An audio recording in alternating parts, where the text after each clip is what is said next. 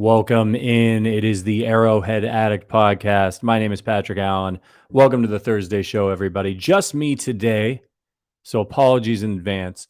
But we're going to get into it. I got a really fun show planned today. Really excited about this one. Wanted to do it. Frankly, I would have liked to have done it when the schedule came out, but as you know, I was in Cancun, so sorry, not sorry. But yeah, I want to predict the schedule. We've talked about the schedule since I've been back from vacation a little bit, not a ton, a little bit with Matt Verderam last week. So we kind of dove in a little bit, looked at some different stretches of the season.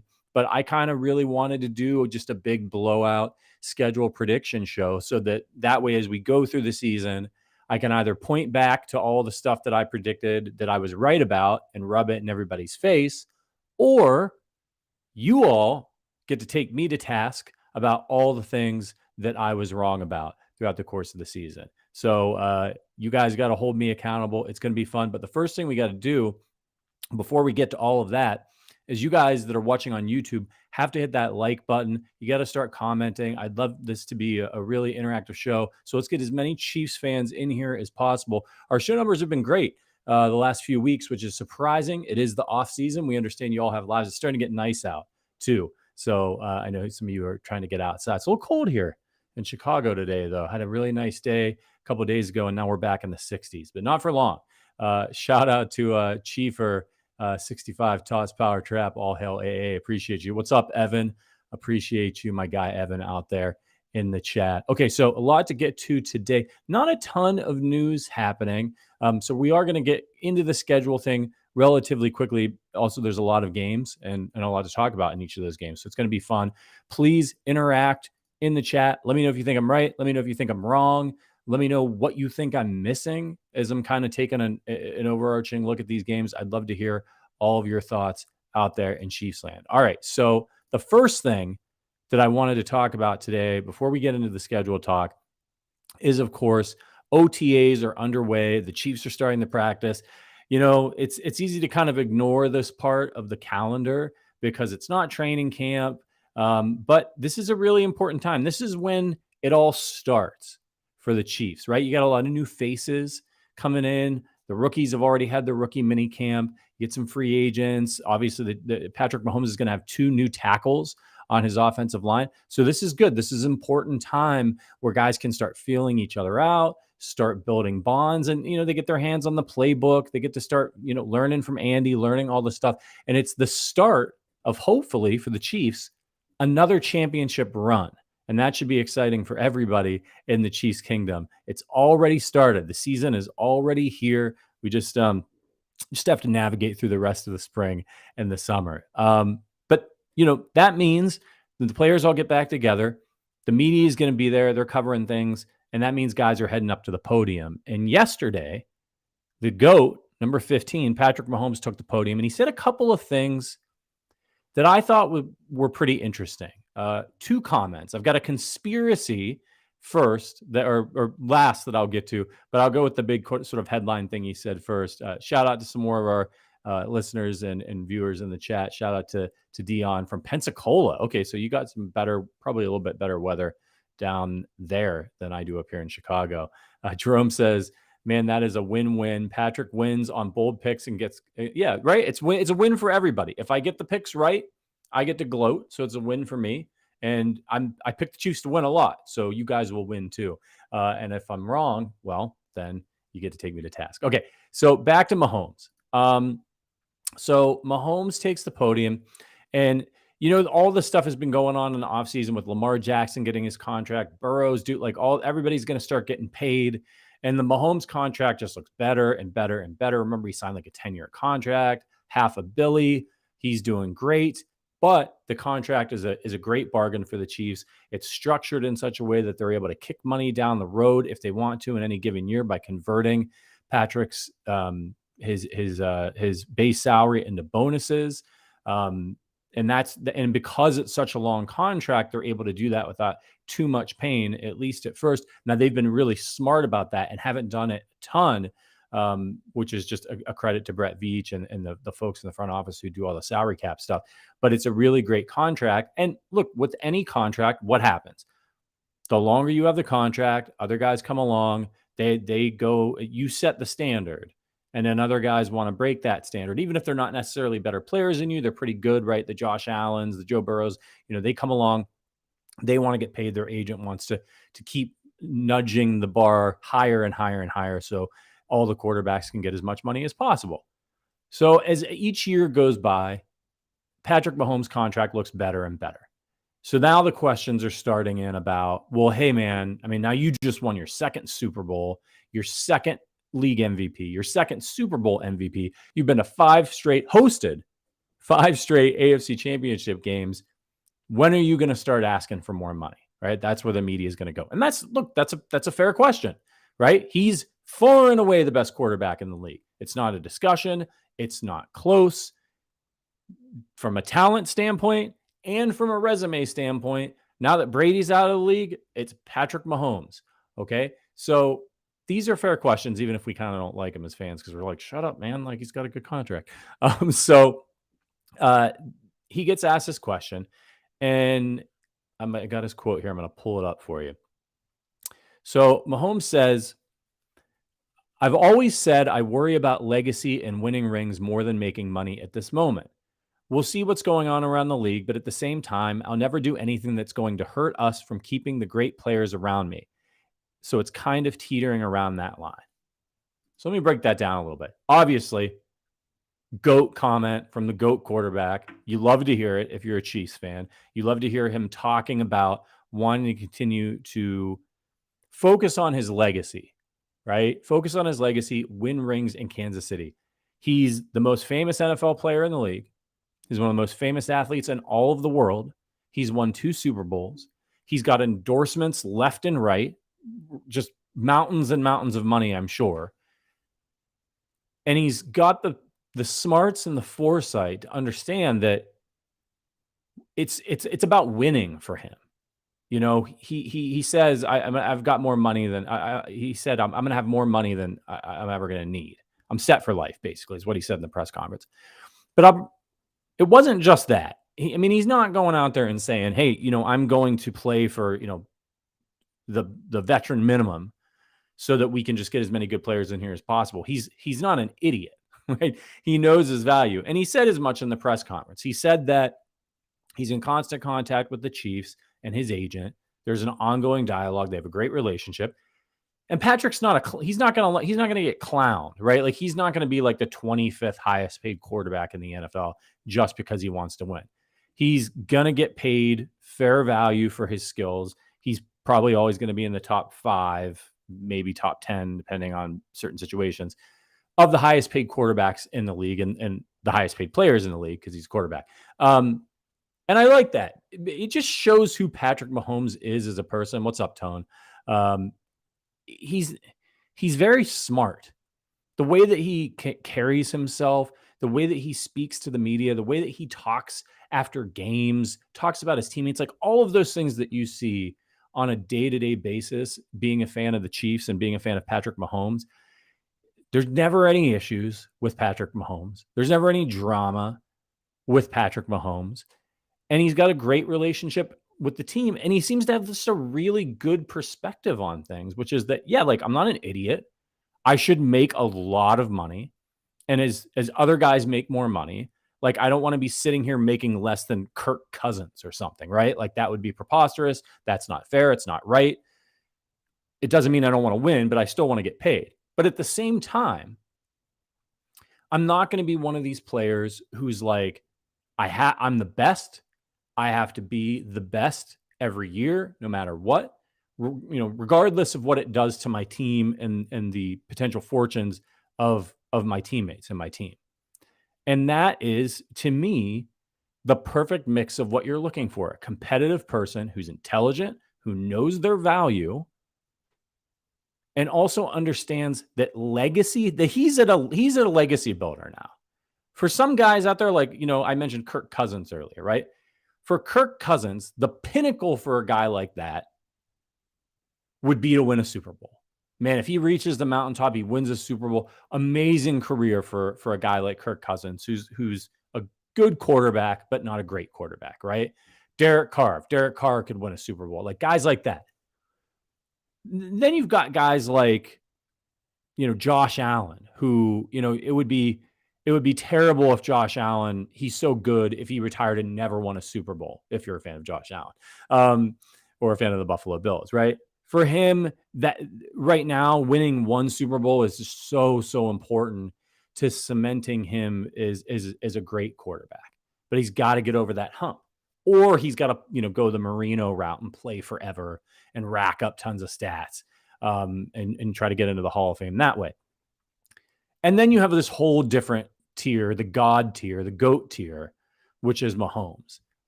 And now he's got number 2. And at the age that he has it at, he's smart enough to know that, like, man, like, I've got a really unique opportunity here. I've still got Andy Reid.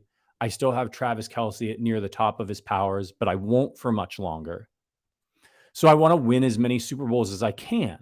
Because, we talk about this on the show a lot, that like there was like a 10-year stretch where Brady and the Patriots didn't win a Super Bowl. And then, he tied or surpassed. This is where we miss having Verderame. He surpassed Montana. He surpassed Montana in the back half of his career in that last little run that they had. So for Mahomes, this next one would be a big one for him, because now he's getting in rare air with only a handful of quarterbacks. So he gets it. And you guys you're signing off in the comments. Jay Ward is right. Couldn't have asked for a better person to be the face of the franchise. No on-field drama like Josh Allen either, starting fights and walking away. It's really true, Jay Ward. Like, he's not competitive. Like, he does his like cocky little, like, counting where he was ranked in the NFL 100, like some of those things. There's petty Pat, right? Petty Patrick Mahomes. But there's just no, like, he's respectful of his opponents always. And the dude never takes the bait, right? Like, we've seen other guys, Tyrann Mathieu and Juan Thornhill, other Chiefs players getting on Twitter and, like, as fans were like, come on, just cut it out, man. Like, we don't want to, don't do it. Don't do it. We don't need the extra stuff. Or Juju Smith-Schuster, after the Super Bowl, it's like, dude, shut up. That's never going to happen with Mahomes. It's never going to happen. If it hasn't happened yet, as young as he was, where he's at now, he's got 2 children, 2 Super Bowl. Like, this is it, man. This is the guy. And Schiefer says it right. Lucky equals blessed. We are lucky to have him. What's up, Albert Sutherland? Houday Nation sends our regards. Yeah, man. I've got my guy, Ohio State alum, Chris Olave, on my fantasy team. I hope you guys have a good offensive season this year. So, I mean, that's it with Mahomes. He's the Chiefs fans are so lucky. I mean, you want to talk about hitting the lottery. You could say that about getting like a Josh Allen or Lamar, like these really talented players. The Chiefs hit like the mega millions jackpot, like 5 times in a row with Patrick Mahomes. And we've had good players on the team before with the Chiefs, right? But nobody like Patrick Mahomes. I mean, he is just transcendent. He's transcendent. And it's awesome that is where his head's at after all the success he's had. Like, could you blame him if he walked up there and was like, yeah, man, I won y'all 2 Super Bowls, 2 MVPs. We're in the AFC Championship game every year. I want to be the high. Like, I want my money. Nobody could blame him. You couldn't blame him. But he's too smart for that. And that's why he's just so awesome to root for and so easy to root for. And I've even seen fans of other teams talk about Patrick Mahomes. A Broncos fan on my Twitter feed today, I was trolling the Broncos a little bit yesterday, and he responded to the joke. And he mentioned, he's like, it's even more frustrating that Patrick Mahomes is so likable as an opposing fan. And I get it. It would drive me nuts too. Thankfully, it doesn't have to. A couple more comments from the chat. Our guy Tone B says, what's up, fam? Yeah, you just couldn't have asked for a better player. All right, so the second part of the Mahomes comments that I want to talk about is my conspiracy theory. And we've talked about it on the show. L'Jarius Sneed's coming up for a contract. Is he going to be around? And the consensus, and like when I've talked with Verderame, is kind of like, probably not. Like, he's good, but the Chiefs, they've drafted a ton of DBs in the last couple of years. They don't like to spend a lot of money there. They've had a lot of success with cheaper guys in the in the draft and free agencies and developing DBs. So do they want to open up the pocketbook for a guy like Sneed when they've let other guys walk? Travarius Ward, they let him walk. The thing about Sneed, in my opinion, is that he brings something to this. He's so multiple. I mean, he's a little bit of a bigger guy, but he's probably one of the best tacklers on the defense. He's a willing tackler, which is really important for this position where you're often dealing with smaller guys who are looking down at a running back and they don't want anything to do with it, right? He's also a good blitzer for them and can get sacks. So he's a really valuable player, I think, in this defense and for the kind of defense that Steve Spagnuolo wants to run, which is exotic and with multiple looks. So is this a guy you pay when you've already got to pay Chris Jones and Mahomes needs to have his contract evaluated? Well, here's what Mahomes said. He said, if you look at the greats in the league, they find the right spot where they're getting paid a lot of money, but at the same time, they're keeping a lot of these great players around. I understand that you look at a team and you've got guys like Chris, meaning Chris Jones, and Sneed, L'Jarius Sneed, and even Travis. All these guys that you need to keep around you if you have to have great teams. But at the same time, you want to make sure you're taking care of yourself. Again, we've already talked about it. Mahomes is smart. He's not an idiot. He's going to get paid fairly and well.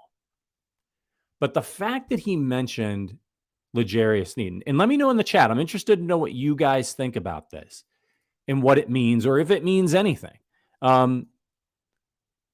He mentioned Sneed specifically along with Travis Kelce and Chris Jones. Now, could it be a coincidence? Sure. He might know that Sneed's got a contract coming up. Brett Veach isn't an idiot.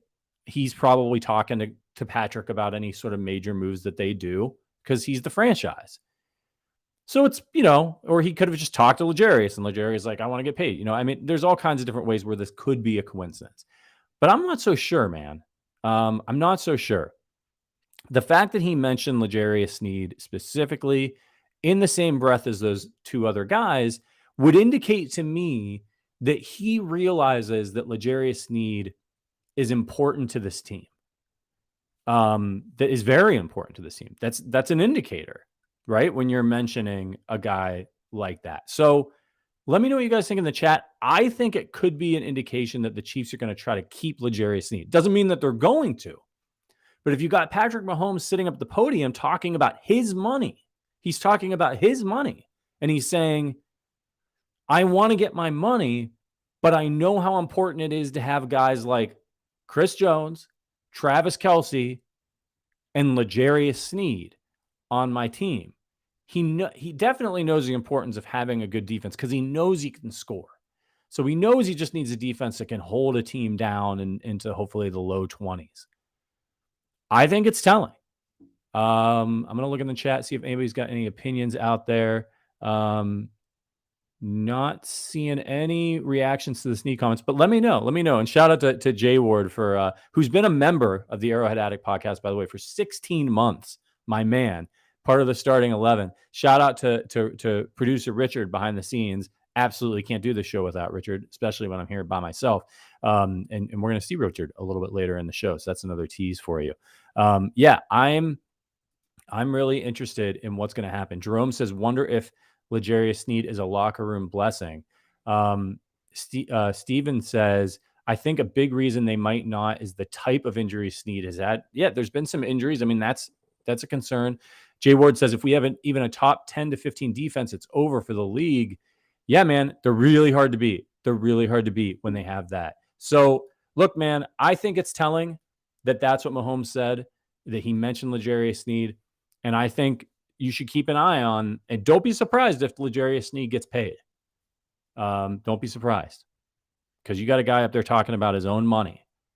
And he mentions L'Jarius Sneed with two future Hall of Famers. All right. We're going to get to our predictions. Make sure you hit that like button. Let's get some more Chiefs fans in here. Let's go on the wild ride that's going to be the 2023 NFL season for the Kansas City Chiefs. They're all over the place. They're all over prime time. They're playing in Germany. It's going to be a blast. We're going to break down every game. Before we do, I just want to let you know, if you want to become a member of the Arrowhead Addict podcast community, check out the link in the description below. Check out the link for our swag shop. If you want to get outfitted with, I was rocking the Arrowhead Addict Podcast Adidas golf cap all vacation long in Cancun. Great beach hat, great pool bar hat. Highly recommend. If you're going somewhere this summer for a little vacation, check it out. Okay. And one last thing before we get to it all, I got to let you know that we got a special deal with Caesars Sportsbook as of today, actually. So Chiefs fans, this offer from Caesars, you don't want to miss it. It's for new customers, and they can get their first bet on Caesars up to $1,250. All you have to do is use our code ARROWFULL. That's ARROWFULL at sign up. If you use our code ARROWFULL, you will not only have your first bet insured, but you'll also be directly supporting the podcast. So if you haven't signed up for Caesars Sportsbook yet, and I know a lot of people haven't, join and use our code ARROWFULL and drop your first bet. We got NBA games coming up. The finals are coming up. Great opportunity if you're interested in that. This offer is only available for new customers who are 21 and over and physically present in a legal betting gambling state. So please remember to always gamble responsibly and check out the description and full terms of the offer in the description below. All right, boys and girls, let's get into it. Let's predict the Chiefs season. I worked on this all morning long. I hope you, I'm ready to have a dialogue. Like, let's talk about it. Let's talk about these games. Chiefer says, nice to hear someone take this angle on Sneed. Yeah, agreed.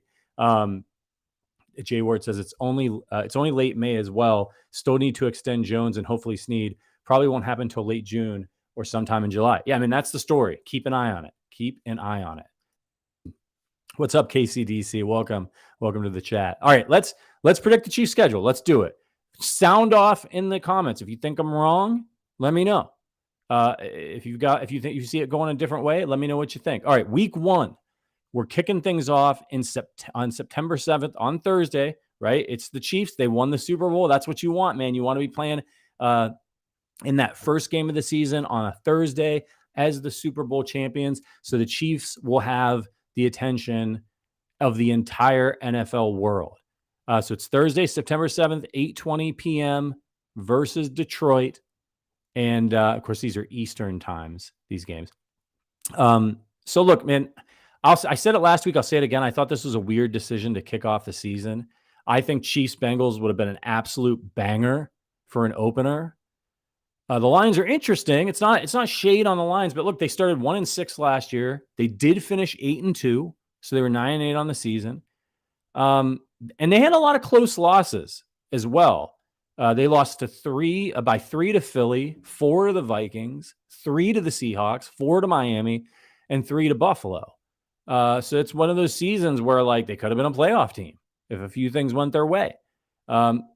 Obviously, you got to look at the quarterback in this matchup, Jared Goff. He's had an epic duel with Mahomes in the past when Sean McVay was his coach. That was a very different team. This is an explosive offense that they have in Detroit. It's a team on the rise. They've got some exciting young players. And Goff, he had some down seasons there, was throwing a lot of picks, but he's not a bum, but he's not great either. He had a very good year last year, 4,300 yards, 29 touchdowns, 7 picks. But that's close to a career year for him. That's like the tops for Jared Goff. And so I think the question you got to ask is can he do it again? Can he do it against the Chiefs in the opener at Arrowhead? I'm not so sure. I could see him having another solid season, but he's a solid guy. He's a solid guy. Is he going to ever make that leap and be great? I don't know. Is he ever going to be the reason you win? Probably not, more often than not. So let's take a look. I mean, as far as the defense, they're working on it over there. They've got Aiden Hutchinson. I think for this matchup, that's the thing that concerns me the most. It makes me the most worried is the Chiefs are rolling in. They've got 2 new tackles. Aiden Hutchinson is an absolute monster, and now he's in his second year. So he could cause some problems for the Chiefs, and the Lions have an explosive enough offense that they could try to hang with the Chiefs if the Chiefs struggle or Hutchinson's able to blow up a drive or two. But at the end of the day, the Chiefs are raising a banner at Arrowhead, and I just think they're going to be too much for the Lions. I see it being close early season jitters, all that stuff. You don't really know what the other team's going to do. But I think the Chiefs pull away late. Chiefs 30, Lions 23. Much respect to the Lions and what they're trying to build out there, but I would have rather seen the Chiefs play the Bengals in the opener. So I got the Chiefs at 1-0, beating the Lions. You always got to watch out in that first game. When the Chiefs sucked, I always used to say that I hope that they played a hard team in week one, because week one's wonky. And you just, people are coming with new game plans, new personnel, all that stuff. So, it takes a while for things to settle down. So the Chiefs do have to be on their guard. They got to be careful because this is a quality opponent, but I just don't think they're losing. Jerome says KC on Thursday has a W, 35-20. I like that score. That would be a little less nerve-wracking than the one that I've got. All right, so let's move on to week 2. It's a playoff rematch between the Chiefs and the Jacksonville Jaguars. The Chiefs are going to be on the road, first road game of the season. Their only true noon kick or 1 o'clock game, Sunday, September 17th, week 2 at Jacksonville. So his first road game of the year is going to be hot down in Jacksonville. Still mid-September, still feeling like summer out there. But the Chiefs have the Jaguars number. They beat them 27-20 in the playoffs, and Mahomes was on one leg. And 27-17 in the regular season last year. Mahomes on one leg and Chad Henne combined to beat these guys in a playoff game. So I think there's still a pretty big gulf between, the Chiefs. Again, the Jaguars, like the Lions, are another team on the upswing. They have a better quarterback than the Lions, obviously, in Trevor Lawrence. And that's where the danger lies, I think, in this game. It's the first road game. It's going to be hot, so Chiefs have to watch out for that. But they'll be practicing all summer in the heat, so it shouldn't be too surprising. But they're still probably getting their conditioning, their game conditioning. Lawrence and this offense are dangerous, so the Chiefs do have to be careful. It's not a trap game because the Jaguars are good, but it is a game that the Chiefs should win, but they could lose if they're not careful. So they just got to be careful. They got to take care of their business, take care of the football. The Jaguars showed their resilience in their playoff comeback against the Chargers. I know it's the Chargers, and the Chargers are going to charge her, but that was impressive by the Jaguars, but I just don't think they're ready. Maybe later in the season, they're a little bit more formidable, but in this matchup, I don't think the Jaguars defense can contain the Chiefs passing attack. That, I think, ends up being the difference, but a little closer than maybe you might have thought. Chiefs 27, Jaguars 24. Chiefs escape the heat with another victory, and they start 2-0. Halbert says, but wait, everyone says the Jags gave the Chiefs all they wanted in the playoffs. They didn't watch the game. If Mahomes wasn't on one, they let Chad Henne go 98 yards on him, for God's sake. And Andy has a little something for his mentee, Dougie P, says Brad. Yeah, we're going to get to that game in a little bit. Okay, so the Chiefs are 2-0. It's week 3, and they're heading back to Arrowhead on Sunday, September 24th at 4:25 p.m. Eastern, so 3:25 kick at Arrowhead for the Chicago Bears. Don't need to talk a lot about this one. I'm here in Chicago. I get a lot of the Bears coverage in the media. I'm rooting for Justin Fields. He's an Ohio State guy, but I just like the Bears should be better, but they won 3 games last season, so that isn't saying much. Chicago's defense is atrocious last year, and Justin Fields can't throw the ball, and the Chiefs are at home. I can see the Chiefs honestly using this as kind of a scrimmage to get ready for the other mobile quarterbacks that they're going to face this season, like Josh Allen and Jalen Hurts, maybe Lamar Jackson in the playoffs, because I don't think there's going to be very much fear of Justin Fields throwing the ball on him. Look, if he wants to be good, he has to develop that part of the game. I'm sure he's been working on it like crazy. He just hasn't been able to do it at the NFL level yet. I don't see him doing it against Steve Spagnuolo and the Chiefs defense. Tungsten says 17-0, baby. I'm going to fanboy out. God bless you. So yeah, I don't see it happening for the Bears in this one. My prediction is I think Fields he'll rip off a couple of annoying runs that'll bother us all during the course of the game. Because he's incredibly talented and athletic with the ball in his hands. But I think the Chiefs score at will in this one. Bears defense isn't there yet. Chiefs 41, Bears 20. So there's your first blowout of the season. Ronald says Chiefs 28, Bears 17. Brad says, I hope this isn't our Indy loss. No napping. No way. I can't. I mean, they lost to Indy last year, and Indy was not good. But I just don't see it happening. This early, the Chiefs were going. Remember, the early last season they were going through a lot of changes, a lot of rookies, a lot of new faces, new offensive philosophy, all that. I don't see it happening this season. They're going to be ready for prime time from week 1. Okay, so 3-0. Chiefs start 3-0. It's week 4, Sunday, October 1st, 8:20 p.m. Eastern at the New York Jets. So 7:20 Sunday Night Football, week 4, 3-0 Chiefs taking on Aaron Rodgers in the Jets. This is the long-awaited duel between Mahomes and Rodgers. It finally arrives. The first time they were supposed to play, Mahomes was injured. The second time they were supposed to play, Rodgers had COVID. So it just hasn't happened. And God, that game was ugly anyway. I'm glad Rodgers didn't play. Chiefs might have lost. Remember, they almost lost to Jordan Love. It was ugly. Ugly game. What's up, Ronald? Watching this live, my man. Okay. So, look, the Jets have a lot to like. They got a strong defense led by Sauce Gardner. They got weapons on offense and Breece Hall, who's going to be coming back from a serious injury, and another Ohio State guy for me and fantasy teammate, Garrett Wilson, who had a really good season as a rookie last year with positively nobody to throw him the football. Like the addition of Rodgers should make this a playoff team or a playoff contending team. But at the same time, there's a lot of hype around the Jets. Look, man, Rodgers is 39. He's coming off his worst season as a starter. He was worse than, he had worse numbers than Jared Goff last year.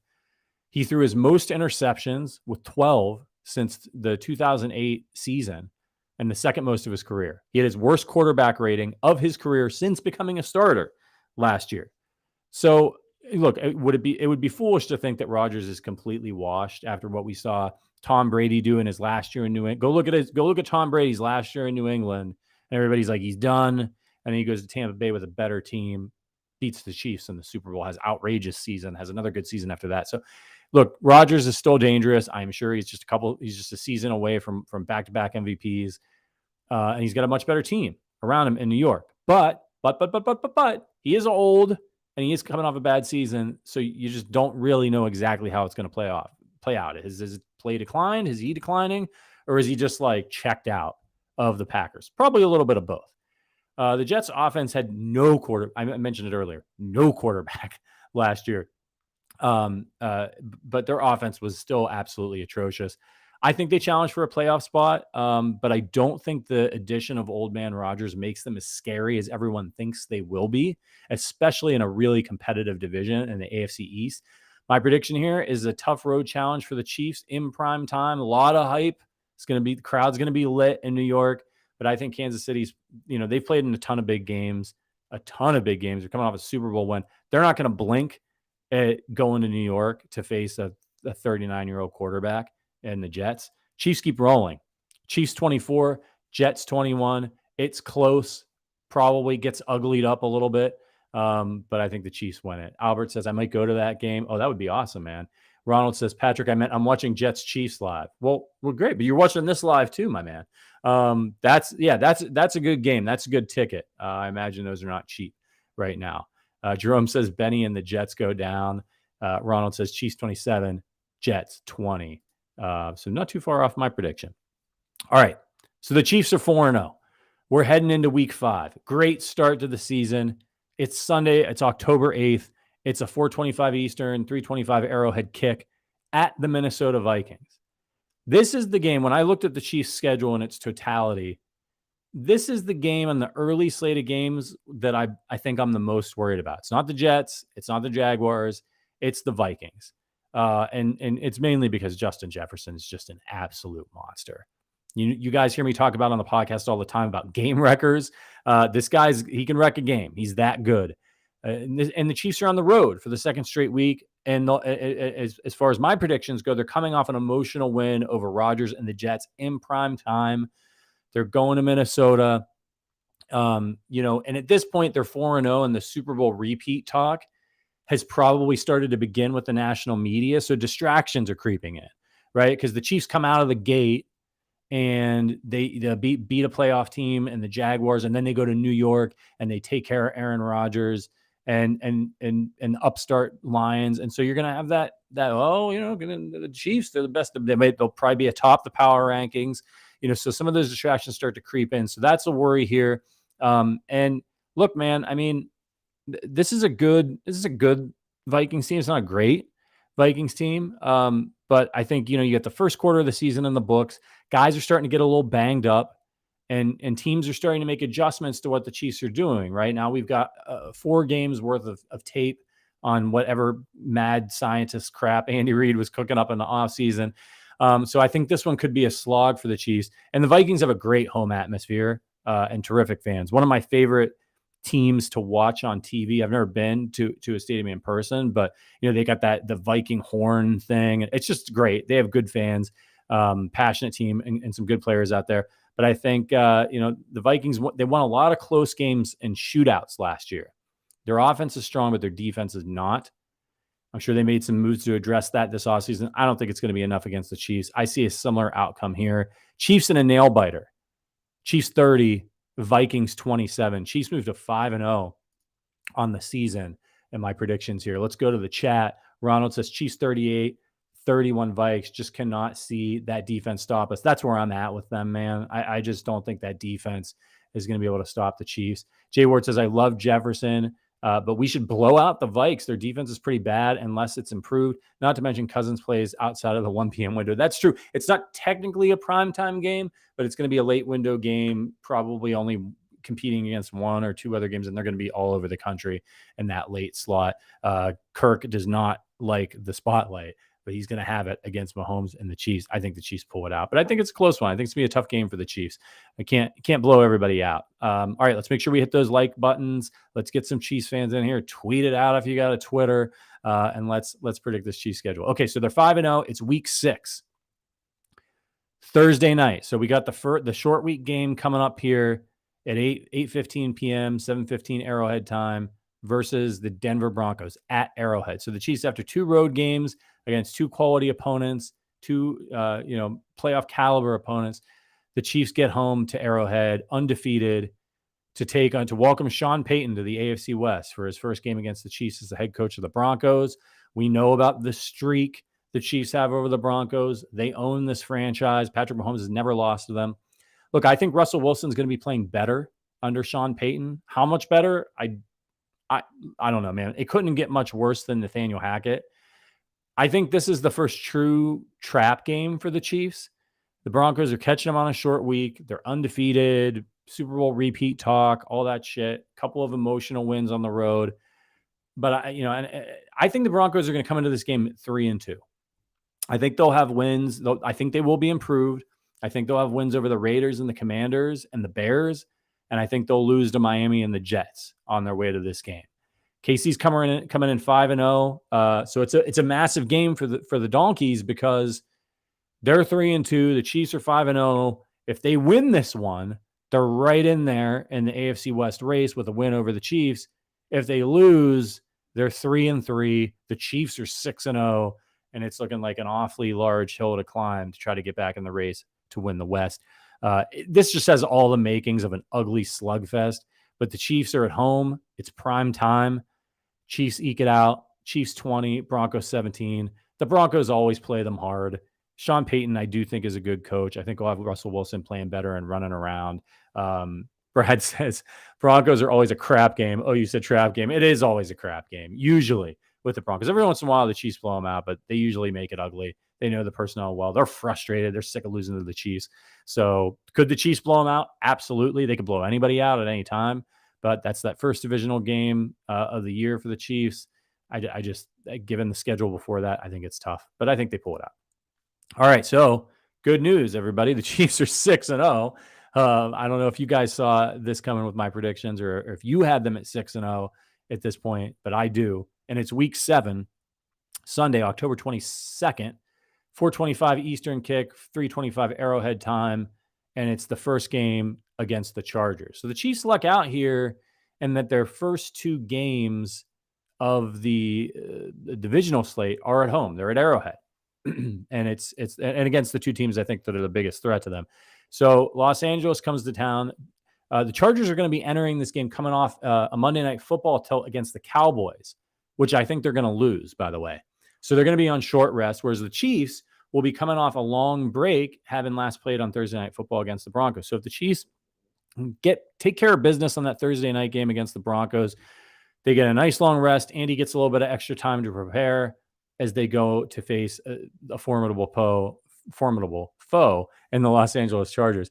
The Chargers, though, do have a bye week early. They have the early bye week in week 5, so it's possible that they could do a little extra prep for the Chiefs during that bye week before they play the Cowboys on Monday Night Football. I'm sure they will. And despite the short week, I think the Chargers are going to come in relatively fresh and well prepared. So I don't think it's a huge advantage for the Chiefs, but if somebody gets banged up on the Chargers on that Monday night game, it gives them one less day to kind of get rehab and get ready to get back on the field. So it's certainly a little bit of an advantage for the Chiefs. I think the Chargers come into this game a very Chargers 3-2, having just lost to the Cowboys. I think they're pretty much running it back this season. I expect the usual Chiefs Chargers nail biter, complete with Mike Williams mossing Chiefs DBs and driving us all out of our minds. But I think the usual outcome is what we're going to see here because the Chiefs are at home. They're rolling at this point. They're 6-0. I think they once again eke out a win over the Chargers. Chiefs 17, Chargers 16. How about that score? It's an ugly one. It's a close one, but it's Chiefs Chargers. It always is. Ronald says, same thought, Patrick, slugfest. Jay Ward says, even when we were up 28-0 last season, they came back. He's talking about the Broncos. We never blow them out. We blow out the Raiders. True. Ronald letting people know what they missed. And then Jerome says, mini buy Chargers in trouble. Mini buy indeed. Yeah, I just think it's that typical Chiefs Chargers game where we're hoping we have the ball last. The Chiefs, stumble early. They've got a strong defense. It's going to be interesting to see how it all plays out. But yeah, I got the Chiefs winning it. So they moved to 7-0 and they turn around. This is a really interesting stretch for the Chiefs because they play 3 divisional games in a row in the middle of the season in October. And they go right back and they play the Broncos in Denver. So week 8, Sunday, October 29th, 4:25 Eastern kick, 3:25 Arrowhead time at Denver at Mile High. So, look, this is a stretch for the Chiefs that I think is they're not the hardest teams, but it's an emotional stretch of games. You go on the road Sunday Night Football to the Jets playing Aaron Rodgers. You go on the road to play the Vikings and dealing with Justin Jefferson out there in that environment. Then you come home on a short week and you got to play the stupid Broncos on Thursday Night Football and deal with their crap. Week 7, you're at home again. You're taking on the Chargers and Justin Herbert and those boys. Can the Chiefs beat the Broncos forever? I know I'm going to take heat for this, but given the scenario that I've laid out here, the Chiefs 7-0 in this coming into this game, I think this is it. I think this is the game where the Broncos finally get off the schneid. Don't get me wrong. The Chiefs are far and away the better team. The Broncos, as we mentioned in the last game, they always play the Chiefs tough. They're coming off 2 divisional games. They're going to be beaten and battered. They haven't lost a game all season. They're hurting. They're tired. They're 2 weeks away from their bye. They're coming off a divisional game. And next week, they're going to friggin' Germany to play Tyreek Hill and the Miami Dolphins. It just feels like that's the game. That's the game where the Broncos, wonky shit happens. There's a strip sack or something. Everybody's off. They're flat. It's just I think this is the ultimate trap game on the Chiefs schedule. Remember when they inexplicably lost to the Colts last year? They often play down to their competition. They get bored. They usually win because they're better and they've got Mahomes, but sometimes they get snake bit. It happens once or twice every season. I think Broncos country finally rides after being humiliated by the Chiefs for years, and they get a home victory over Mahomes, their first victory over Mahomes in an ugly, sloppy, and lethargic performance from the Chiefs. Broncos 26, Chiefs 23. Look, I didn't like it. I didn't like making the prediction. The last thing I want is for the Broncos to get their first win over the Chiefs after, since the Obama administration, when the Chiefs are undefeated. And then, we'll have to put up with all the donkey fans, who have just all this pent up rage, and rightfully so. But I just think that's the one. I hope I'm wrong. I hope the Chiefs move on and stay undefeated and go to 8-0, but I think that's the one. Brad says KC Chiefs, a charitable organization, give the donkeys a W. Ronald says we could give this one up to the donkeys. I agree. Jerome says you think the Broncos have to win sometime, right? Like the Chiefs are not going to be the Broncos in perpetuity. And I say this as an Ohio State fan who watched Ohio State. I gleefully watched Ohio State beat Michigan forever. And finally, Michigan's got the upper hand now. I don't think that's going to happen with the Broncos if the Chiefs lose to them, but you just can't keep winning like that. It's an unheard of streak. I think it comes to an end this season with a good coach who gets a little more out of Russell Wilson. Russell Wilson's running around back there like some wonky shit happens. Angry Junk in German, what's up, buddy? He says, I don't expect Denver to win without an injury to Pat. I hope you're right. I'd love for it to go at least one more year, especially if the Chiefs win another Super Bowl. Wouldn't that be great? I just get it. Let me say, though, take your licks at Broncos fans, your Broncos fans' friends, your Broncos fans' enemies on Twitter. Get them in. Enjoy this. There'll never be another run of wins like this against the Broncos again, probably in the history of the franchise, or at least in our lifetime. So enjoy it. Angry Drunken German says it's not unheard of. Brady did the same thing to his future division during his prime. Yeah, but he would lose to the Dolphins every once in a while. Like it's crazy to never lose to these divisional opponents. So hope I'm wrong, but I got the Chiefs falling, just getting a little tired. Broncos 26, Chiefs 23. So they're 7-1 heading into week 9. They're 1 week away from the bye, but before that, they got to haul their asses all the way over to Germany. Sunday, November 5th, 9:30 a.m. Eastern. I believe these times are all Eastern, so that means 8:30 Arrowhead time. Get up. Get the smoker on before you go to bed on Saturday night. Get some Bloody Mary mix. Do what you got to do. It's Chiefs versus the Miami Dolphins. And this one, it's the Tyreek Hill game. If he's healthy, you're going to be sick of hearing about him probably, I say, by Wednesday, maybe Tuesday of the game week. It's taking place in Germany, so, it's going to be early. Look, if I'm right, and I sincerely hope that I'm not, the Chiefs are coming off a loss to the Broncos. Looking ahead to this game across the pond could also impact that Broncos game. It comes down to Tua, right? If Tua is healthy, this has all the makings of a shootout with Tyreek Hill and Jalen Waddle. The Dolphins just have a really dynamic offense. So it should be an incredible show for the German fans. Oftentimes, some of these games, maybe because the Jaguars were playing in them for years and years in London, they've been terrible blowouts, awful games, or just bad teams playing. Look, man, the Dolphins are on the rise, and it should be really explosive offensive game. But I still think the Chiefs are a much better team, and they've got a lot more experience in big games. And I think that matters in a game like this quite a bit, because it's not just the Chiefs that have to travel to Germany in week 9.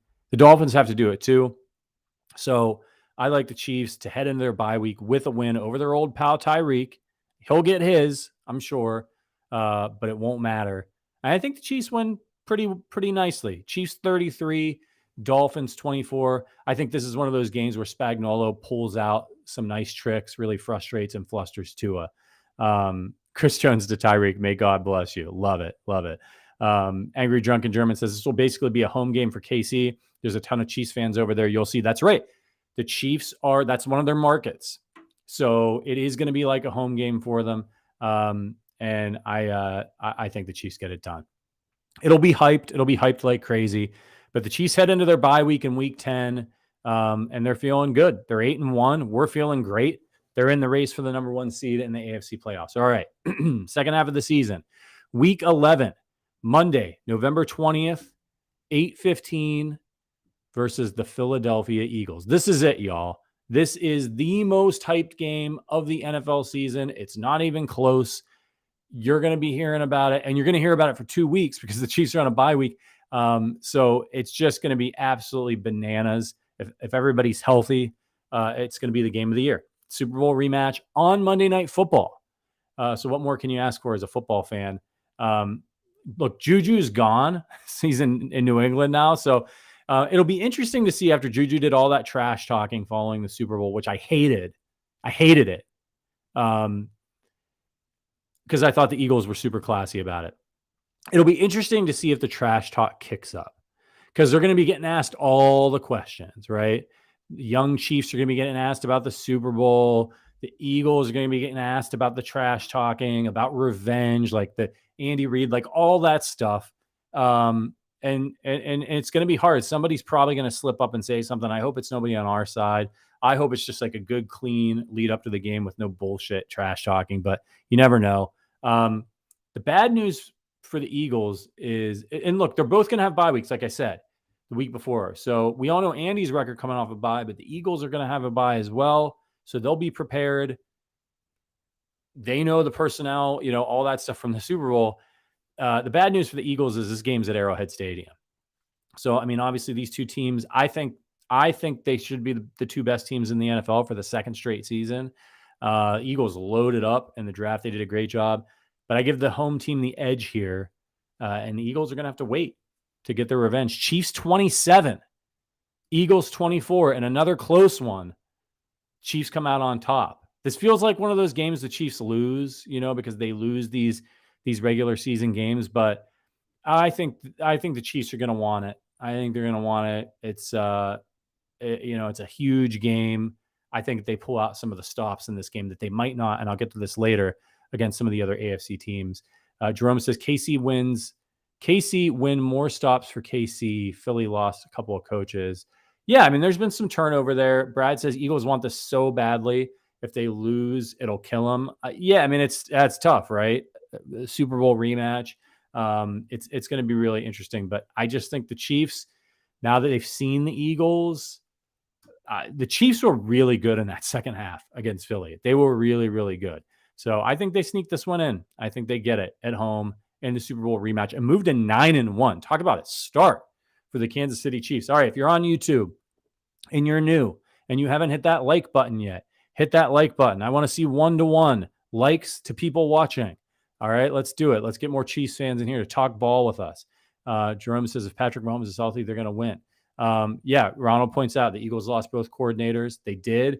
There's a lot of talent over there. I'm really impressed with Jalen Hurts. All right, let's move on. Week 12, starting to, Thanksgiving has come and gone. The Chiefs are 9-1, and it's Sunday, November 26th at 4:25 Eastern, 3:25 Arrowhead time at the Raiders, Las Vegas. Chiefs first time playing the Raiders. I'm not going to talk a lot about this one. I think the Raiders are going to be a mess this year.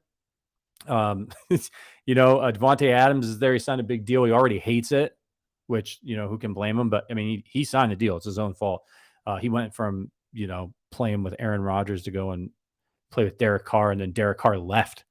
So, or they cut him, whatever, however, who cares what they're doing over there? It's a disaster. I'm not scared of Jimmy G. I could see the Raiders defense being one of the worst in the NFL. I have no clue what they're doing. They don't seem to have a plan. Chiefs roll. KC 33, Raiders 23. It might not even be that close. Chiefs win on the road against the Raiders and move to 10-1. And we're just all rocking and rolling over here in the Chiefs kingdom, thinking about another Super Bowl. Trey Young is in the chat. Says Eagles 51-48 in a game of the year type game. Very interesting. Yeah, man. I mean, it could be. I scored it kind of low, but we could have a Super Bowl repeat with just like a ton of scoring. These teams are really talented. I could see a 51-48 game would be bananas. That would be crazy. That would be like the Chiefs Rams game from a few years ago. Ronald says Jimmy G plus bad Raiders secondary means Chiefs roll. Agreed, Ronald. They're going to roll. All right. It's week 13. The Chiefs are 10-1. It's December 3rd, and it's Sunday Night Football, and just a sizzling matchup that everyone's going to be excited about. Again, hold on a second. Green Bay. I don't know why this game is on Sunday Night Football. I know the Packers are a draw, historic franchise, blah, blah, blah, blah, blah, but they should be in for a terrible season. I mean, I wouldn't be surprised. Don't be surprised if this game gets flexed out. That's how bad I think Green Bay could be this year. And it going up against the Chiefs on Sunday Night Football. If they're good, okay, it's a good game to have on Sunday Night Football because it's the Packers. But if they're bad, like, does anybody want to watch the Chiefs, 10-1 Chiefs, pummel like a 4-win Green Bay team with a quarterback who can't throw the football?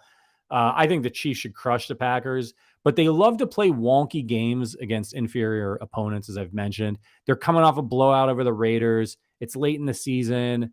If they're really 10-1 entering this game, I think they'll probably be pretty bored, frankly, by the likes of the Packers.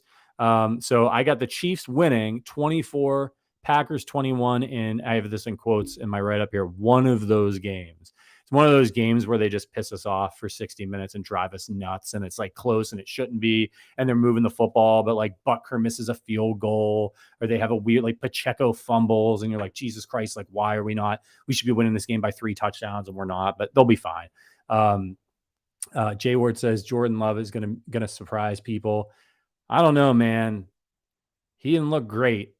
He hasn't looked good. We'll see. It'll be interesting to see the preseason and how it goes.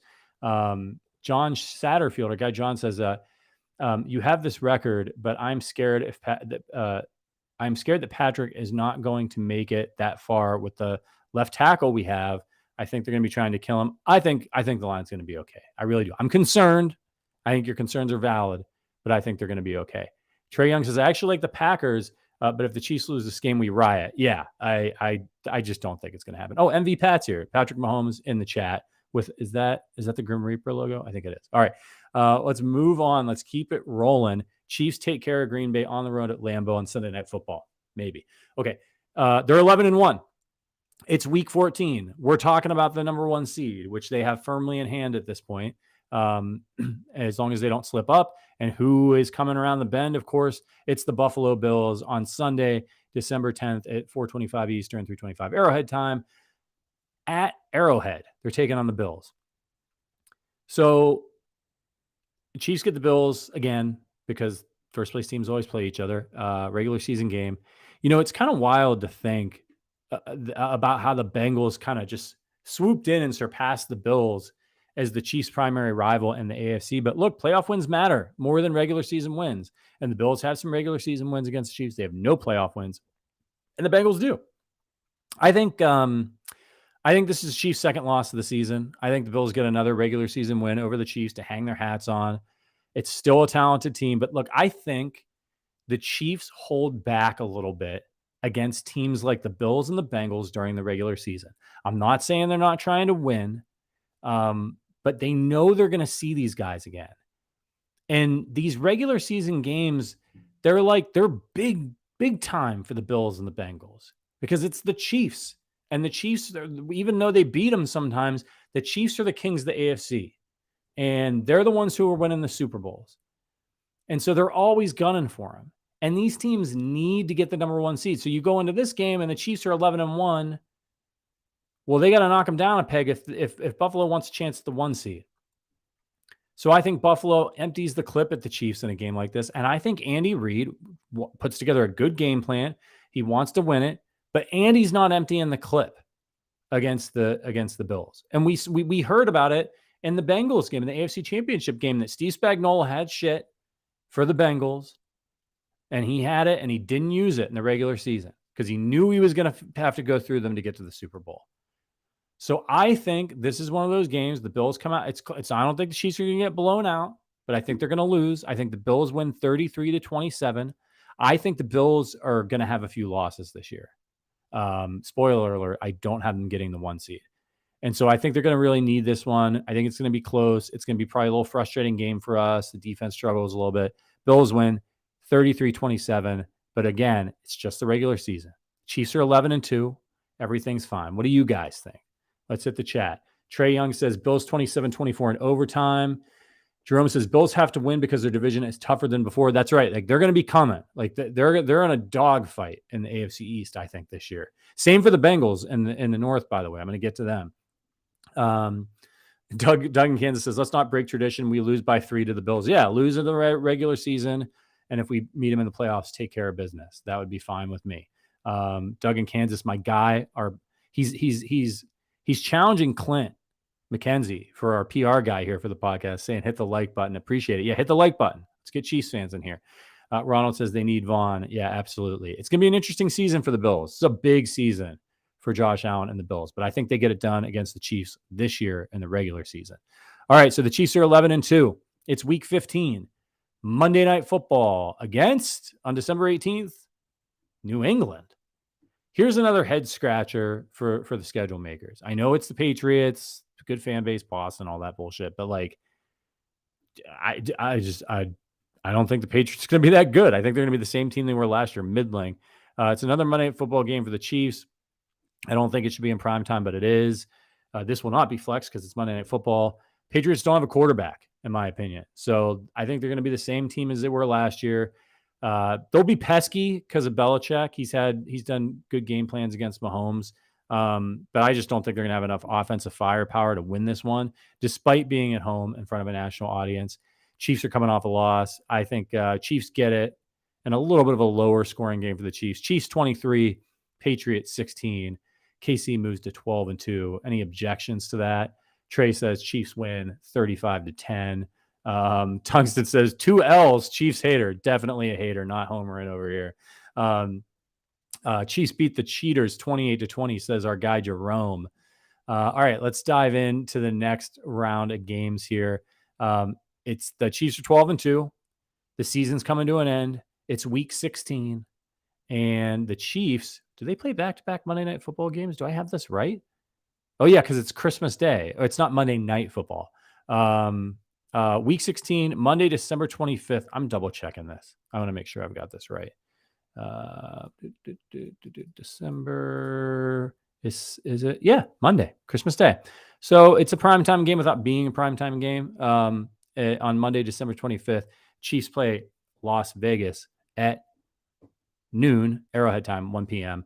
What more can you ask for a Christmas present than watching the Chiefs complete a season sweep of the Raiders? Prediction, the Chiefs, they've got the AFC West locked up by now, but they're entering playoff mode as they look to secure the number 1 seed in the AFC playoffs, and they win their second game in a row. Same result as last time. Literally, Chiefs 33, Raiders 23. They're going to have the same score again. What do you guys think? KCDC says 14-0 at this point. Trey Young says Chiefs win 3,000-0. Kip says Kelsey gets another 4 touchdowns. Wouldn't that be lovely? Yeah, sign me up. Hit that like button on YouTube. There's just stragglers out there, not hitting the like button. Ronald says no Raiders bus route around Arrowhead. Indeed. Okay, so the Chiefs are 13-2. That is awesome. It's week 17. We got 2 games to go. 13-2. Sunday, December 31st, New Year's Eve. So they play on Christmas. They play on New Year's Eve. I'm going to get in a lot of trouble with the family this year because I'm not going to be around. 4:25 p.m. Eastern, 3:25 Arrowhead versus the Bengals, the AFC Championship game rematch. So we get an AFC Championship game rematch. We get an AFC Divisional game rematch this year. We get a Super Bowl rematch. Pretty cool. Chiefs Bengals, it's the best rivalry the NFL is going right now.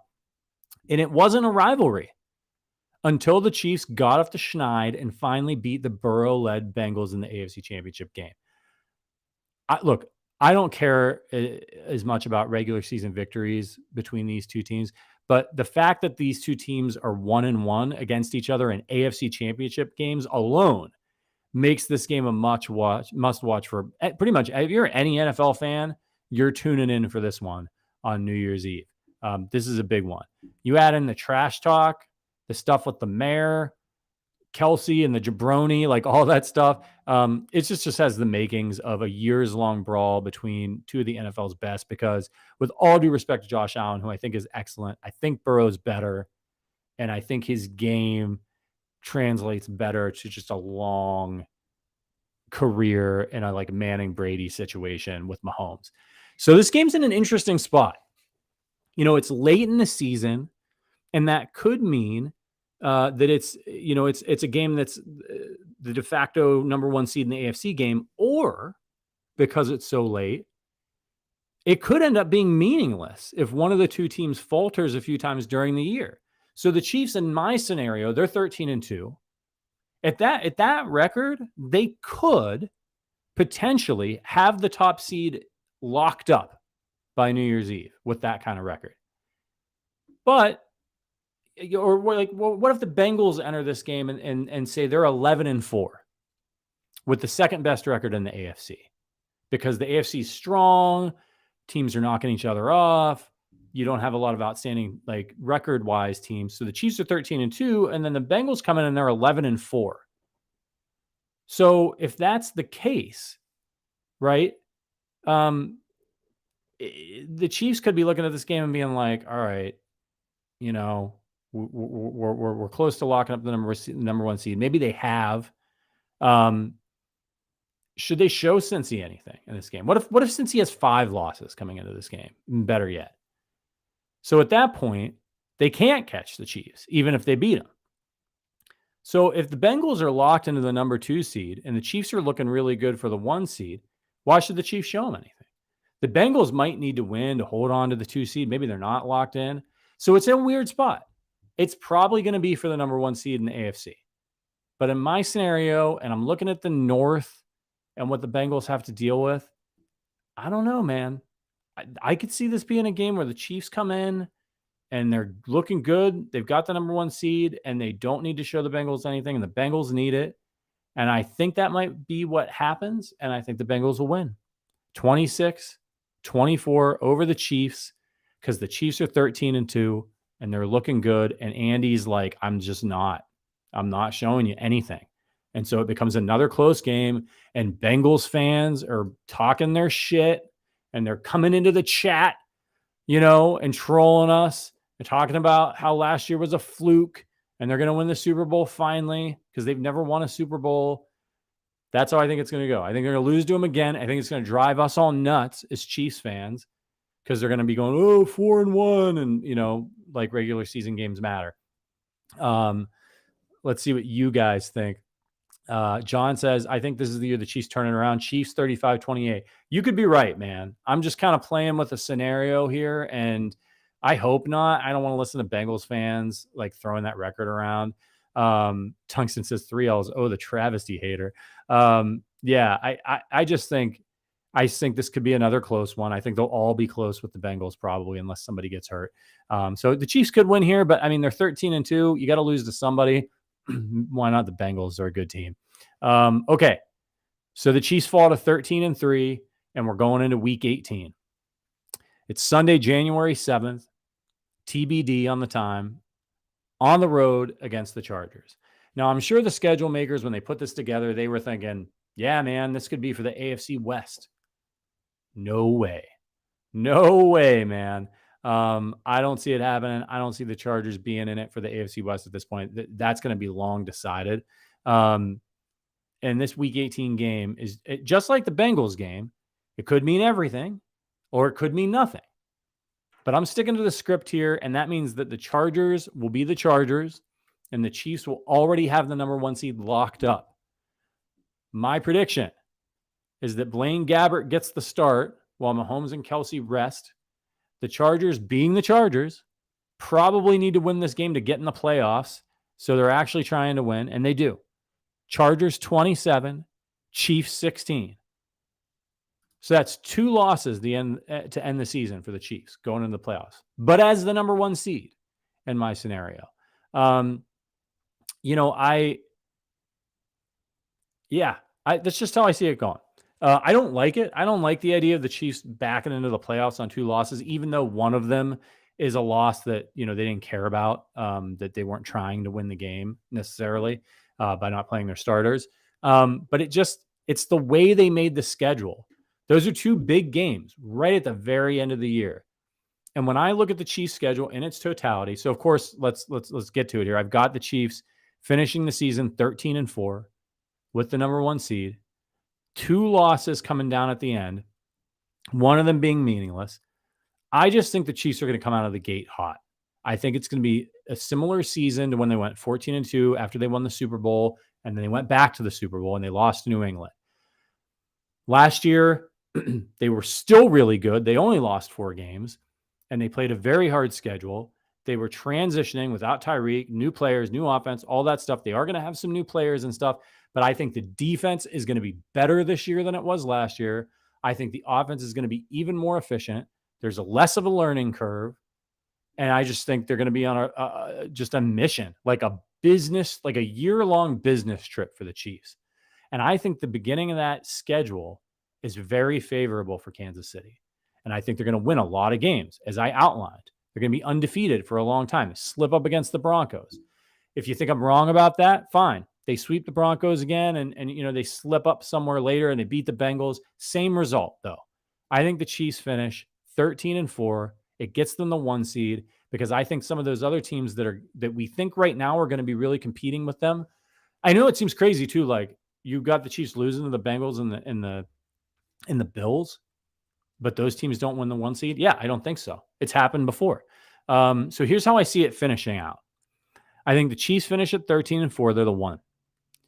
Your 2 seed is the Bengals. They win the AFC North, but they finish 12-5. I think they've got their hands full this year. Lamar's coming back to the Ravens. Okay. He's a force in the regular season. I think they got a good shot at knocking off the Bengals. The Steelers, Hall of Fame head coach, in my opinion, and Mike Tomlin. Young quarterback going into his second year. They still managed to win, be around 500 last season. Good team. They take a step forward. They could be trouble because it's Pittsburgh and they're always hanging around. The Browns, Deshaun Watson, does he return to form? Because that's a good team. I think they won 7 games last year and they didn't have a quarterback for most of the season. And Watson wasn't good when he did come in. But now he's got a training camp with this team. He's shaking off the rust. We know he's a good quarterback when he's on his game. I don't have the Browns making the playoffs, but they beat the Bengals last year without Deshaun Watson. They lost when he started against the Bengals. So look out for the Browns. They're running the football. I think I like Kevin Stefanski. I know a lot of Browns fans don't. I think he's a good coach. So I think the Bengals have their hands full. And then, of course, they got to play the Chiefs in the first place schedule. So I don't think it's crazy to think that the Bengals could lose 5 games as good as they are. And in that scenario, the Chiefs easily lock up the 1 seed if my predictions come true. So the Bengals are 12-5. The Bills are right there with them. I got the Bills at 12-5, and they have the same situation. Playing in the AFC East. Now they got to deal with Aaron Rodgers twice on the Jets. If Tua comes back and is healthy, the Bengals are dangerous offensively. So that's a tricky division if you're Buffalo, and you always have to worry about Belichick and the Patriots, although I do think the Bills will sweep them again. But they could sneak in there. And the Bills got to play the Chiefs. They got to play a first-place schedule. So, again, I think it's going to be tough for the Bills. The Chiefs, they're facing what a lot of people thought the Chiefs were going to be facing last year, which is like, upstart Raiders team because they got Devontae Adams and Russell Wilson comes over. So that could happen, right? Like the Watson could suck and the Browns could not be any good. And the Ravens could take a step backwards. But I think those teams are going to step up. I think there's going to be really competitive divisions. So that's how I have it. I got the Chiefs at 13-4. They're the 1. I got the Bengals at 12-5. I think they beat the Bills and they win the tiebreaker. I got the Bills as the 3 seed, winning the East still, but as another 12-5 record. And then your 4 seed is Jacksonville, who I have going 11-6. I don't think they're going to be crazy better than they were last year, but their division is just atrocious. So I think they're going to run away with it. I think the Titans are going to be terrible. Texans are going to be terrible. It's going to be an easy victory. So they're going to sweep the division. That's going to be 6 wins right there. They finish 11-6, get the 4 seed by winning their division. So who are the wild cards? I went back and forth on this because some of those teams that I mentioned, like the Dolphins, the Browns, you have the Chargers, the Patriots, the Steelers. There's a lot of teams that you're going to see that log jam of records at the end of the year where you're like, man, who's going to get in? They're all around 500 or a little below or a little above. Who's it going to be? It's going to come down to tiebreakers because they added this extra spot. So here's how I got it going. It's going to be the Ravens as the 5 seed. I'm bullish on the Ravens this year. I think Lamar comes back with a vengeance. He's super talented. They just eat regular season games. That's what they do. They're well coached. And I think they're going to cause problems in the North for the Bengals. They get the 5 seed. I don't have a record prediction for these teams, but 6 seed, went back and forth on this one. I'm going to go with the Jets. Aaron Rodgers, I just don't think he's got enough left in the tank, and I think they've got enough talent. I could totally see that flaming out and not working and then missing the playoffs, but I think they get in there with the extra wild card spot and stuff. I think they could be the 6 seed. And then 7, it could be, honestly, the 7 seed, it could be anybody, man. Like it could be the Patriots. It could be the Browns. But I think it's going to be the Chargers. I think they're going to get back in. I think they're going to struggle at times this year because they're basically running it back, and I'm not a believer in their coach. But I think out of those teams that I mentioned, I think they have the best quarterback, and they're going to get the 7th seed again, and they're going to have to go and play the Bengals in the first round of the playoffs. The Bills will take on the Jets, so they'll play for the 3rd time. And then you'll get Ravens, Jaguars. I think the Ravens will beat the Jaguars. I'm not going all the way to the Super Bowl with this. There's plenty of time for that. So that's how I have it. Chiefs 13-4, Bengals 2 seed, Bills 3, Jaguars 4, Ravens 5, Jets 6, Chargers 7. What I get wrong? Let me have it in the chat. Kip says I think Pittsburgh will beat Cincinnati. I do too. I think they'll knock them off one game. I really do. Kip says Mahomes is always hot at the end of the year. He is. Angry Drunken German says 15-2. I think KC has a chance at perfection and dropped 2 games in the last 6 weeks. I agree with you, Angry Drunken German. I think the beginning of the season, they're going to come out of the gate strong. I don't think they're going to have that early season stumble like they did last year. This is a team coming off a Super Bowl victory. They've been there before, well coached, best quarterback in the league. Pacheco's going to be better. All those rookies from last year on defense are going to be better. Like, I just think they're going to be good. I think they're going to be really good this year. I think that this year's Chiefs team will be the best team of Patrick Mahomes' career, contingent upon the receivers working out the way that they have it and the tackles. If the tackles are average and the receivers are as good as the group was last year, and I think they can be, maybe even better, because I'm big on Kadarius Toney having a breakout if he could stay on the field. I think this is the most talented team that Patrick Mahomes will have had, with all due respect to Tyreek Hill, because I think the defense is going to be really strong. I think Karlaftis is going to make the leap. I think Felix is going to be like Karlaftis was last year. I think Chris Jones is going to be Chris Jones. Bolton could start moving into, like, can he get a second team All-Pro? I think he's that good. So Doug in Kansas says we'll win another trophy, another Super Bowl again. That's just the way it is. Jerome says agree. Best team for Chiefs because of the D. That's what it is. They've invested so much in this defense over and over and over again. I just think they're going to be really, really good. All right. Make sure you hit that like button. We got one more segment to get to before we get out of here. I know it's a little bit of a longer show, but I mean, for goodness sake, I predicted in great detail every game of the Chiefs season.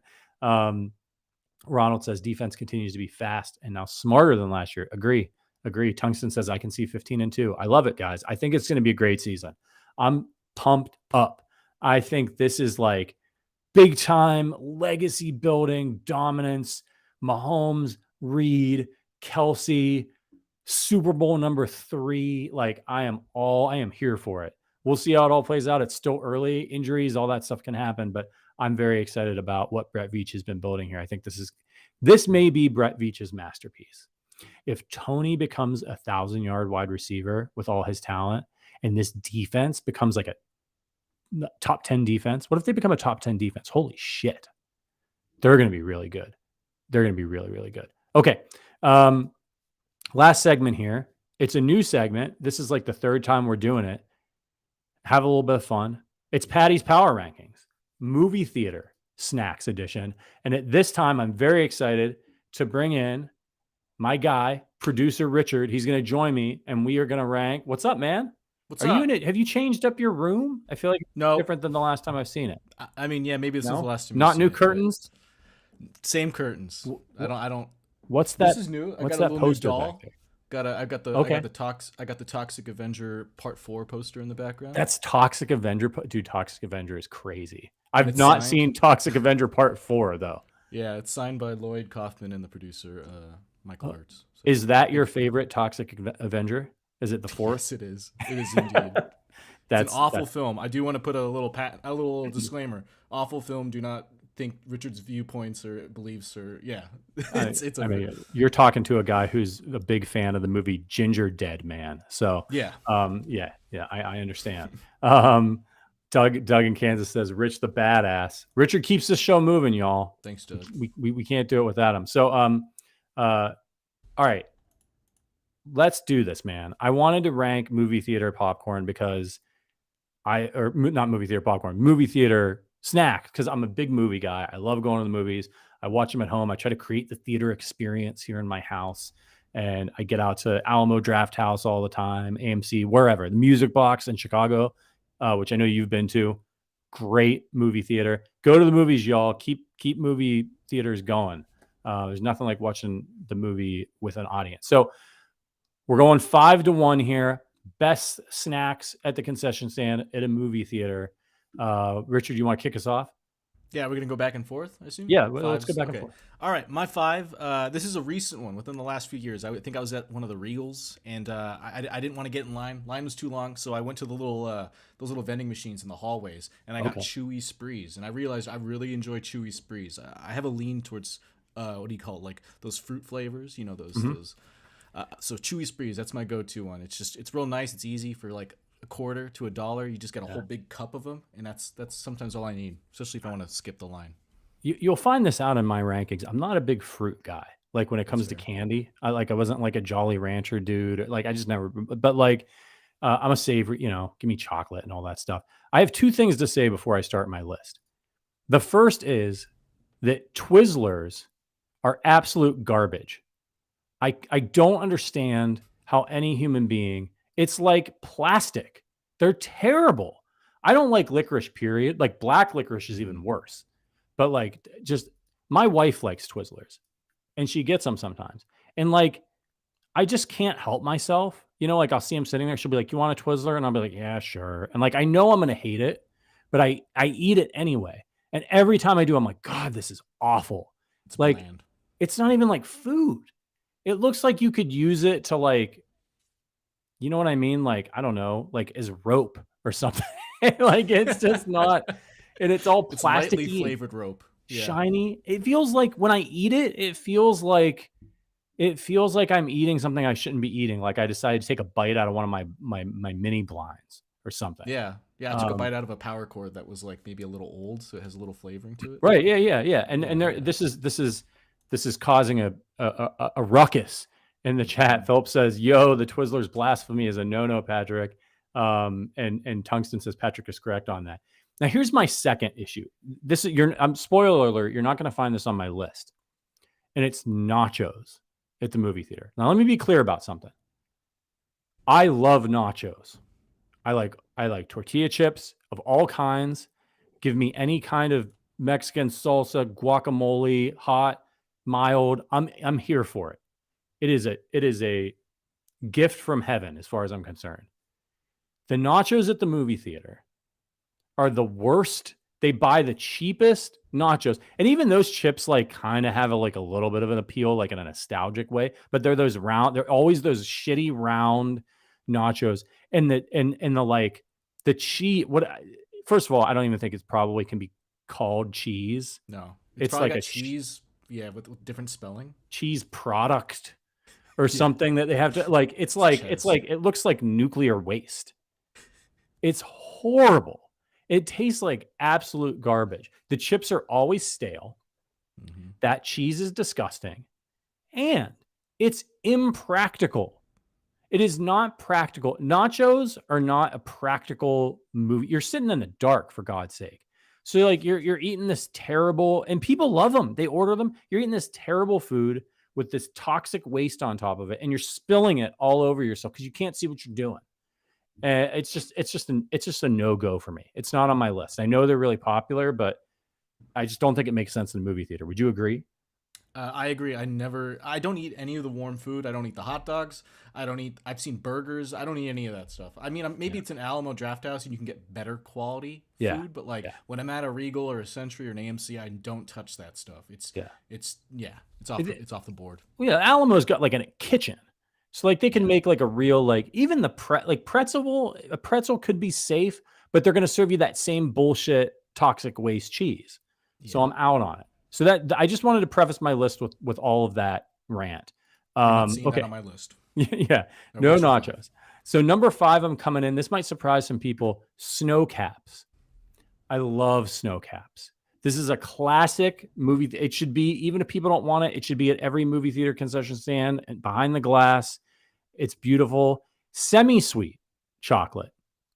Small little bits, you can really make them last the whole movie, just like a little treat one at a time. And the what you do with the snow caps is you pour them in your popcorn and you mix it up. And now you have like the butter and the salt, and then you get like a little bit of semi-sweet chocolate. Not too sweet. It's just right. It's perfect. It's small enough that you can get it with a that's the way to go.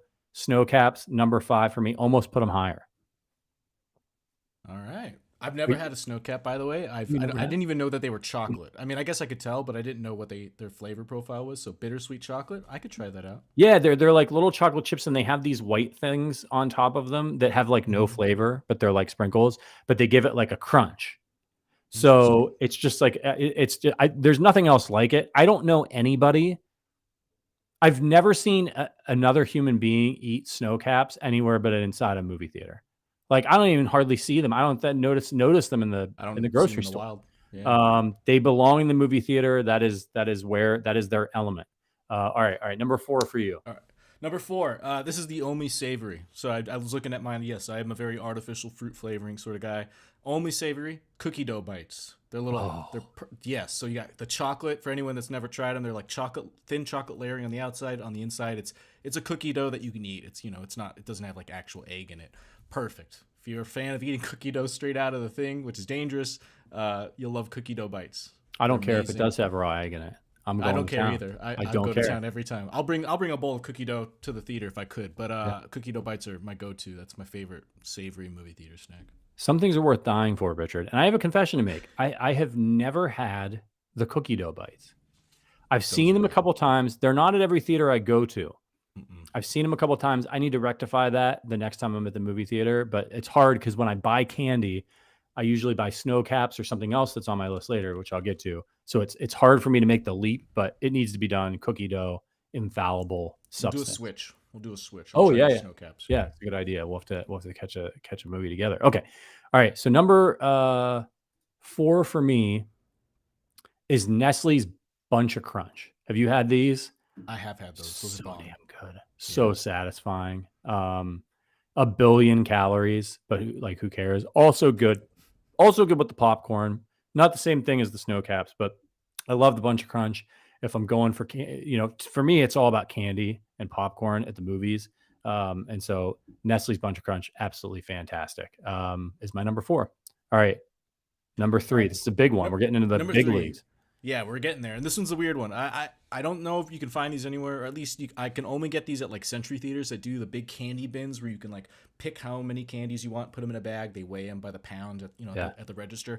I'm a fan of strawberry sour belts. I love sour candy. I love artificial fruit flavored candies. These are perfect. I'll get like maybe a 1/4 pound bag, and that's all I need. Sometimes, I love sour belts. You're the sugary, soury candy guy. I get it. I can't imagine. I don't think I've ever been to one of those Centuries where they have the you make your own candy thing. At some of the theaters in the cities that I've lived in, I feel like that'd just be absolute chaos.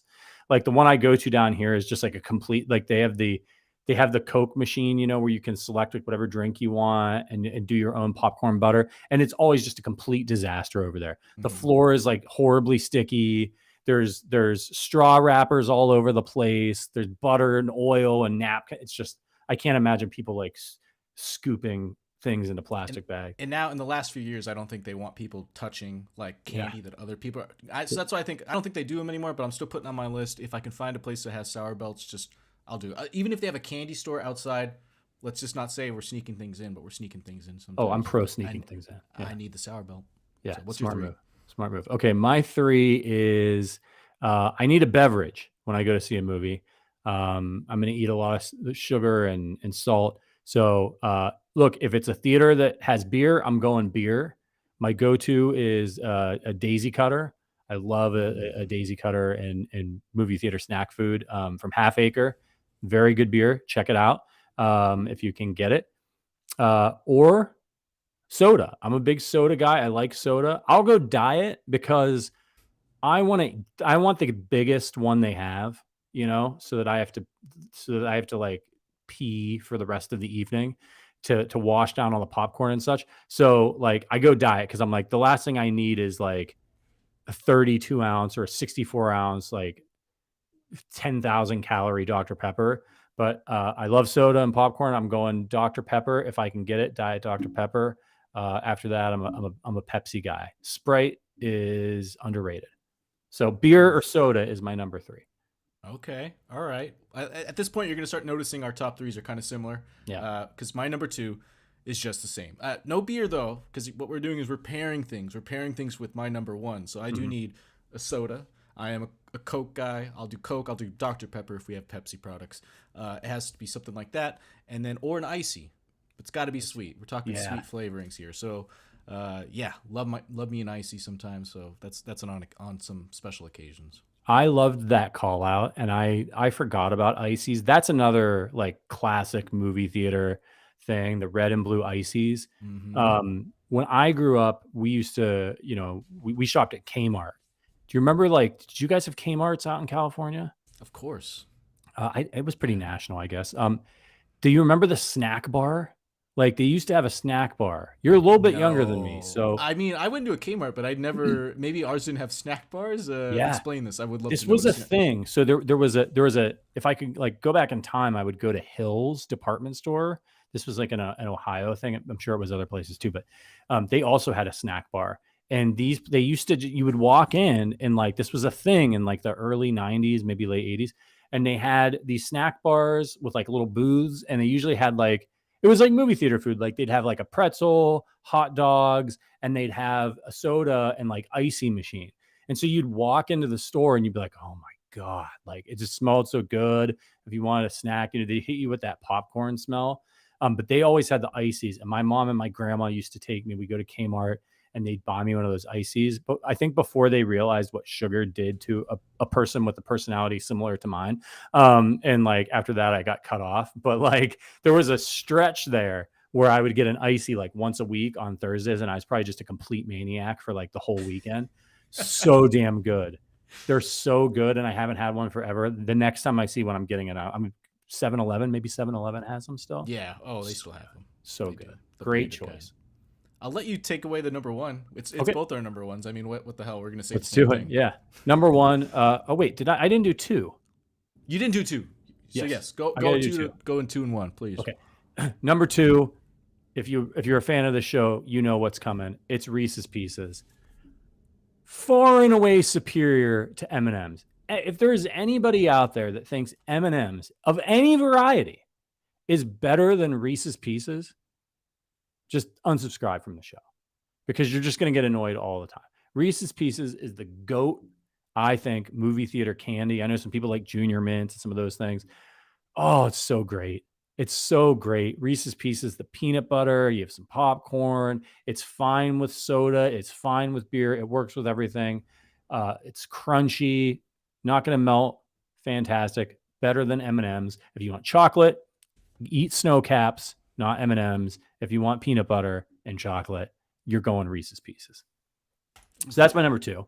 Are you a Reese's Pieces guy? I love them. I do. I mean, it was hard to balance out my list and not include things like Reese's Pieces, or I considered not Snow Caps, Junior Mints. I do like Junior Mints, but they have that issue where you'll occasionally get like 5 broken ones in there. So when you reach your hands in, you come out with just like that minty sauce, and it's just, and then you don't have a napkin, and you feel like an idiot for the rest of the day. So I don't like them. Can't. Yeah, Angry Drunken German gets it. Reese's Pieces by far the best candy. Period. It's Jerome says peanut M&Ms. Come on, Patrick. I could get out of here with this peanut. I don't want peanut M&Ms. It's a different flavoring for the. No, peanut. I'd rather go with regular M&Ms or peanut M&Ms. I like peanuts, but I keep the separation of church and state. If I'm getting anything peanut in my candy, it better be Reese's peanut butter in Reese's Pieces. Talking Kansas is Arrowhead Addict, the Food Network. It is the off season. What do you want us to do? We give you like an hour and 20 minutes of Chiefs talk. All right. And lastly, of course, number 1 for both of us is popcorn, the GOAT of the movie theater. I wrote popcorn with obscene amounts of butter and salt. Richard wrote agree on butter and salt. So you know what I've learned over the years, and I didn't know this when I was younger, because I'd like slather on the butter. Like especially in high school, like when I wasn't worried about having a heart attack like I am now, like Mhm. to the point where it like leaked through the bottom of the Ooh, thing. Like I really went for it. I loved when they would have the stand where you could put your on, and I still do. You it's don't dangerous. need as much of that butter if you have enough salt. It's all about the salt. The salt Yeah. brings out the butter flavor. And I've really only learned this like in the last like 7 years or so. I'm ashamed to say. And the problem with the movie theater is that when you buy the big tub of popcorn, and you can get that butter all throughout it because it'll leak down, but like you just can't get the salt down to the rest of it. And there's no way to do it unless they like give you like 2 buckets so that you can like so my recommendation, so I like the places that have the salt packets because then you Okay. can load up a handful of those, and then as you're going, you're like, once it starts to not taste good, you more salt. Or I'm not ashamed to say I have brought my own salt shaker to the movies before. That's what I was gonna recommend. I bought a camping salt shaker, so it's a salt and pepper shaker that like seals off so it doesn't spill, and it's portable. It's the size of like a pack of gum, and I keep that with me if I go to theaters. Just pour the salt on. Smart. You're a smart man. Somebody's Yeah. talking about heart attacks. Angry Drunken German says fats don't cause heart attacks. Sugar, high carbs, and cholesterol do. Well, what about carbs in the popcorn? There's sugar in the popcorn. There's sugar in my drink. Well, I go diet, so fake Everything I'm sugar. That's taking probably with me not is good for me. sugar. Yeah, it's Yeah. all sugar. Uh, I guess he's saying maybe it's not the butter. It's not the butter that's doing it. Yeah, Well, that it's gives you everything else. cholesterol though, right? I don't know. I just don't want to die young, so I Same gotta here. start reining it back. 'Cause all my favorite things are perfectly designed to kill me. I'm like red meat guy, alcohol guy, and then like sweet guy. Like I've got it all. I'm not one of those people that's like, oh, I like salty. I don't like sweet. No, like I want it all.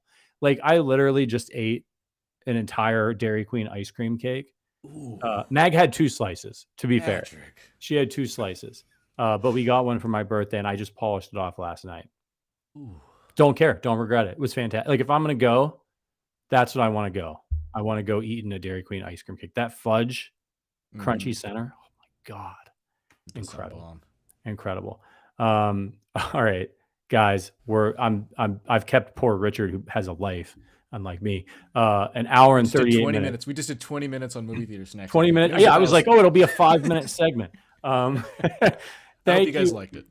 Yeah, I hope you guys enjoyed the show. I spent a lot of time going through the schedule. I tried to bring some actual, stats and things for you. If you didn't get a chance to participate live, DM me on Twitter. I'm at rpatrickallen. Send me a message. My DMs are open. I'd love to hear your thoughts on the show, the schedule, things you think we can improve around here. Or if you're one of our members, I see you in the Discord. Let me have it. I didn't see all you guys here today. You're going to hear from me. But thank you so much. This was a really fun show. We got a great lineup of guests coming up in the next few weeks. We're going to have Arrowhead Addicts Lyle Graverson, BJ Kissel from KCSN is going to be joining us. Of course, Matt Verderin will be back at some point. So buckle up. It's the off season. We're going to have a lot of fun. Appreciate your support. You guys are the diehards. You guys are the ones that keep the Arrowhead Addict podcast going, along with Richard, of course. So thank you so much. We're going to get out of here. You guys have a great weekend. We'll see you next week with our regular slate of shows. But until then, for Richard Durante, for the rest of the Arrowhead Addict podcast crew, my name is Patrick Allen. We'll see you next week. But until then, as always, go Chiefs.